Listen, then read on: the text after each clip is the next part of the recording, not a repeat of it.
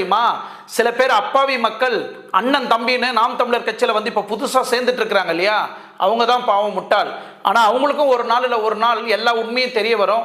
இந்த மாதிரி கட்சியிலேயே போய் நம்ம சேர்ந்தோம் அப்படின்னு அவங்களே வெக்கப்பட்டு அசிங்கப்பட்டு வெளியே போயிடுவாங்க. இப்போ நிறைய பேர் கிளம்பிட்டாங்கல்ல, நிறைய பெரிய பெரிய தலைங்களாம் மதுரையிலேருந்து சென்னை வரைக்கும் பெரிய பெரிய தலைங்க பெரிய பெரிய ஆலமரங்கள்லாம் அடிச்சுட்டு போயிடுச்சு.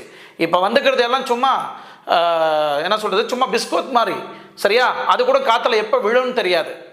உங்கள் தைரியத்தில் ஏதோ ஒரு நம்பிக்கையில் இருக்கிறாங்க, பார்க்கலாம். டேய் சாட்டை வெங்காயம், எனக்கு வாழ்க்கை கூடுன்னு கேட்டது, பிச்சை கேட்டது சீமான் அவர்கள், நடிகை விஜயலட்சுமி கிடையாது. விஜயலட்சுமிக்கு அப்போ நல்ல மார்க்கெட் இருந்தது, சரியா?